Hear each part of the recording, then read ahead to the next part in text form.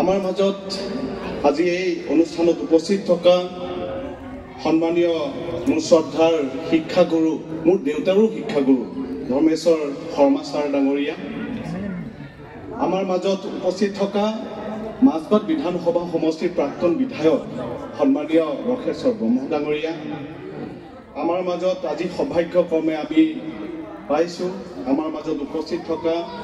তথা এই স্মৃতি গ্ৰন্থ যি প্ৰস্তুত কৰি উলিওৱা হৈছে তাৰ উন্মোচক মহোদয় সন্মানীয় জীৱন চহৰীয়া ডাঙৰীয়া,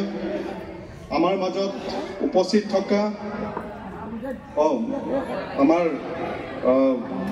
উন্মোচক মহোদয় সন্মানীয় অসম সাহিত্য সভাৰ সাধাৰণ সম্পাদক উপেন্দ্ৰ দেৱ শৰ্মা ডাঙৰীয়া, আমাৰ মাজত উপস্থিত থকা ডক্টৰ সমৰ তালুকদাৰ ডাঙৰীয়া, আমাৰ মাজত উপস্থিত থকা সন্মানীয় কৃতি শিক্ষক অসমৰ তথা ভাৰতৰে এজন কৃতি শিক্ষক হিচাপে স্বীকৃতিপ্ৰাপ্ত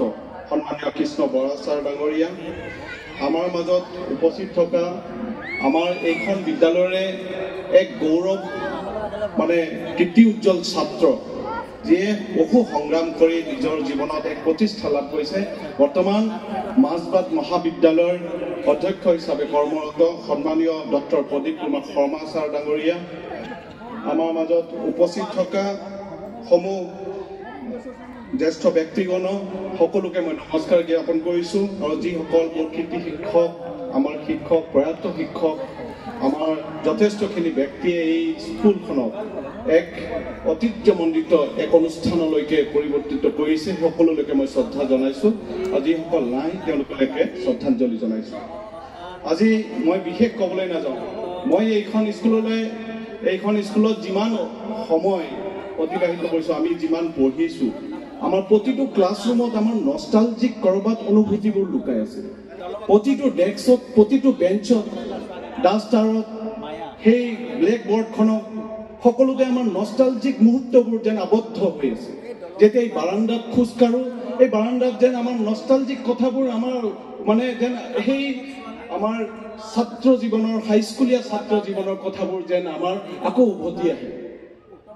আমি প্ৰিন্সিপাল হিচাপে প্ৰথমতে পাইছিলোঁ যোগেন চন্দ্ৰ বৰুৱা ছাৰ ডাঙৰ, তাৰ আগতে শুনিছিলোঁ আগতে বোলে ভূপাল দাস ছাৰ যেতিয়া বাৰাণ্ডাত ওলাই চব ল'ৰা ছোৱালী বোলে ক্লাছত সোমাই যায় ভয়তে। ভয় কি? ৰেচপেক্ট। এক তেওঁক যি সমীহ কৰে। আমাৰ তৰুণ শৰ্মা ছাৰ যেতিয়া আমাৰ বাৰাণ্ডাত ওলাই আমিও দৌৰ মাৰি আমি ক্লাছত সোমাওঁ, আমাৰ সেই ৰেচপেক্ট আছে। ছাৰ যেতিয়া যায় আমি চাইকেলেদি যদি যাওঁ চাইকেলেদি আমি নামি দিওঁ যিকোনো। আৰু মই যেতিয়া ক্লাছ 5-6ত আছিলোঁ এজন চূড়ান্ত গাধ ষ্টুডেণ্ট আছিলে। মোৰ ৰোল নাম্বাৰ মোৰ এতিয়াও মনত আছে, ক্লাছ 5ত থাকোঁতে মই 65 আছিলে মোৰ ৰোল নাম্বাৰ। ক্লাছ 6ত যেতিয়া গৈছিলোঁ মোৰ 42 আছিলে। ক্লাছ 7ত যেতিয়া গৈছিলোঁ মোৰ 24 আছিলে। কিন্তু এজন যাদুকৰী ছাৰ এজনক লগ পালোঁ ক্লাছ 7ত। তেওঁ আমাৰ সভাত আজি উপস্থিত আছে। তেওঁ হৈছে আমাৰ তুলসীৰাম নাথ ছাৰ।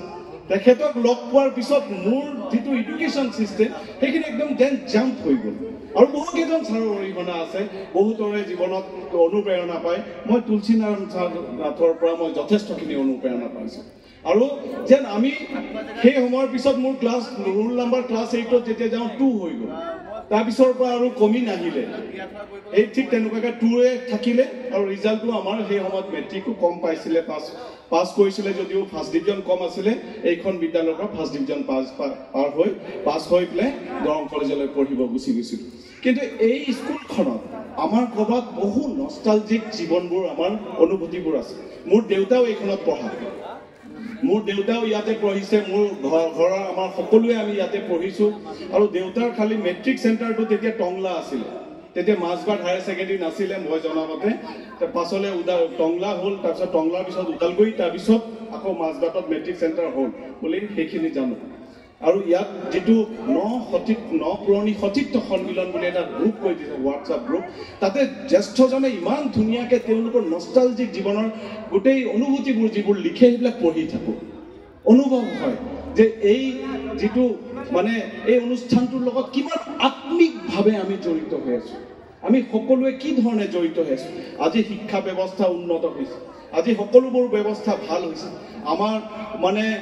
মই ভাবোঁ যে আমি এই যিটো উদযাপন মহাৰজত জয়ন্তী ইয়াতে মাননীয় দীপক বড়ো ডাঙৰীয়া জ্যেষ্ঠ ভাতৃপ্ৰতীক তেখেতে যি উদ্যোগ লৈছে মই তেখেতক শলাগ লৈছোঁ ইমান ধুনীয়াকৈ অনুষ্ঠানিত কৰা প্ৰতিজন সদস্যই যিটো ধৰণে তেওঁলোকে কাম কৰিছে আমি সকলোৱে মানে যি ধৰণে তেওঁলোকে সুনিয়োজন কৰিছে তেওঁলোকক মই ধন্যবাদ জনাইছোঁ উদযাপন সমিতি প্ৰতিটো ডিপাৰ্টমেণ্টে ইমান আজি শোভাযাত্ৰা ইমান ধুনীয়া শোভাযাত্ৰা হৈছে হেমকোক আমাৰ দিলীপ দাস ডাঙৰীয়াই কিমান ধুনীয়া এক হেমকোক তৈয়াৰ কৰি উলিয়াইছে শৰাই তৈয়াৰ কৰি উলিয়াইছে এক কলম তৈয়াৰ কৰি উলিয়াইছে মানে সকলোতে শিল্পী সত্তাৰ লগতে আমাৰ প্ৰতিটো অঞ্চলৰ ল'ৰা ছোৱালীয়ে নিজৰ সাজ পাৰ পোছাকেৰে এক সমৃদ্ধ অসমীয়া সংস্কৃতিক নিদৰ্শন ইয়াত আগবঢ়াইছে খুব ধুনীয়া কিন্তু মোৰ এটা কথা দুখ লাগে আজিকালি উঠি অহা ল'ৰা ছোৱালীৰ মাজত দুটা বেয়া বস্তু এগ্ৰাস কৰিছে এটা মই দেখোঁ আমাৰ ভাষাত ক'ৰবাত স্খলন ঘটিছে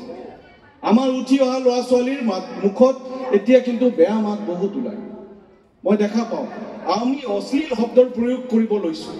আমি কিছুমান শব্দৰ প্ৰয়োজন নাই আমাৰ শিক্ষা কেৱল আক্ষৰিক নহয় আমাৰ শিক্ষা ব্যৱহাৰিকো হ'ব লাগিব আমাৰ শিক্ষা আধ্যাত্মিকো হ'ব লাগিব সেই শিক্ষাত ক'ৰবাত নহয় ক'ৰবাত আমাৰ উঠি অহা ল'ৰা ছোৱালীৰ মাজত বেয়া শব্দৰ যিটো প্ৰচলন সেইটো আমি বন্ধ কৰিব লাগিব তেতিয়া যদি আমি ভাল ব্যৱহাৰেৰে আমি ভাল কথাবোৰ কওঁ ভাল শব্দ ব্যৱহাৰ কৰোঁ আমাৰ ব্যক্তিত্ব নিৰ্মাণ হ'ব যিমান শক্তিশালী ব্যক্তিত্ব হ'ব সিমান বেছি আমি প্ৰভাৱিত কৰিব পাৰিম আৰু যিমান বেছি আমি প্ৰভাৱিত কৰিব পাৰিম সিমান আমাৰ দক্ষতা প্ৰভাৱিত হ'ব আমাৰ দক্ষতা বৃদ্ধি পাব আৰু এই অঞ্চলত আমি আৰু এই গোটেই পৃথিৱীতে আমি এই ব্যক্তিত্বৰ সমাহাৰ আমি বিয়পাব পাৰিম গতিকে সেয়া আমি এটা এক মই লক্ষ্য কৰিছোঁ দ্বিতীয় লক্ষ্য কৰিছোঁ আমাৰ উঠি অহা প্ৰজন্মৰ মাজত এক সাংঘাতিক এটা নিচা ডেভেলপ হৈছে সেইটো হৈছে যে খুব বেছি গুটকা যিটো শিখৰ কেপি চিগনেচাৰ কি নাম আছে এনেকুৱা ধৰণৰ ইমান ল'ৰা ছোৱালীয়ে সেৱন কৰি আছে অহা 10 বছৰৰ পিছত আমি ঘৰে ঘৰে কেঞ্চাৰ পেচেণ্ট হ'ব আমি এই ক্ষেত্ৰত আমি কিন্তু উদ্যোগ ল'ব লাগিব আমাৰ উঠি অহা নৱপ্ৰজন্মক যদি আমি বচাব আছে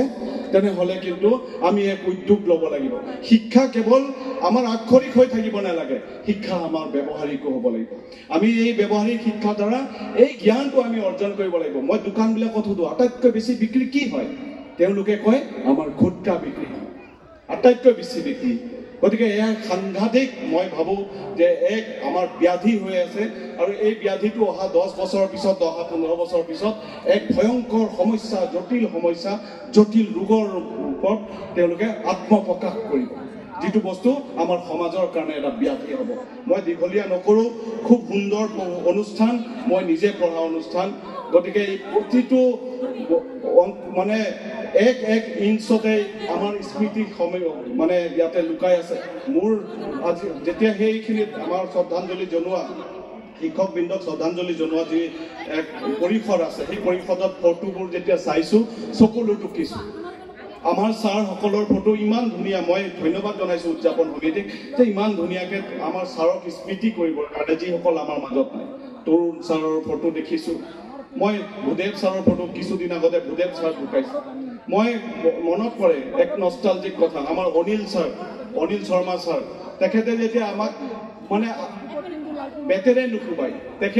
তেওঁ যদি শাস্তি দিব লাগে আমাৰ এইখিনি কাণৰ ওচৰত এইখিনি চুলি আছে না এইখিনিত টানে তেখেতে ঐ ক তই পাৰিবি নাই ক এনেকুৱাকৈ এইখিনিত টানে তেখেতৰ কথা মোৰ মনত পৰি গৈছে গতিকে সেইজন ব্যক্তি তেওঁলোকে কিবা কিবি কাৰণত তেখেতে এই পৃথিৱীৰ পৰা বিদায় মাঙিলে আমাৰ সকলোকে মই শ্ৰদ্ধাঞ্জলি জনাইছোঁ তেওঁলোকৰ যথেষ্ট ভূমিকা আছে আমাৰ জীৱন গঢ়াত আমাৰ শৈক্ষিক জীৱন গঢ়াত আমাৰ ব্যৱহাৰিক জীৱন গঢ়াত সকলোতে তেওঁলোকক শ্ৰদ্ধাঞ্জলি জনাইছোঁ আৰু যিমানবোৰ অভিভাৱকসকলে এই বিদ্যালয়ত তেওঁলোকৰ মানে সহযোগিতা আগবঢ়াইছে সকলোকে ধন্যবাদ যাচি বিশেষভাৱে মই দীপক বড়ো ডাঙৰীয়াক ধন্যবাদ জনাইছোঁ আৰু এই দীপক বড়োৰ লগতে যি উদযাপন সমিতিৰ প্ৰতিজন বিষয়ববীয়াক মই বিশেষভাৱে ধন্যবাদ জ্ঞাপন কৰি এই যি শিক্ষা অনুষ্ঠান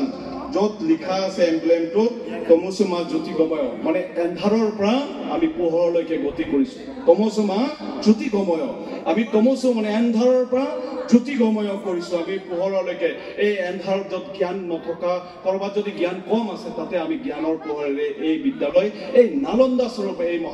আমাৰ বিদ্যালয়খনে যি পোহৰ বিলালে ইয়াক মই শতবাৰ নমস্কাৰ কৰি কোটি কোটি প্ৰণাম কৰি নিজৰ বক্তব্য সামৰিছোঁ। নমস্কাৰ, ধন্যবাদ।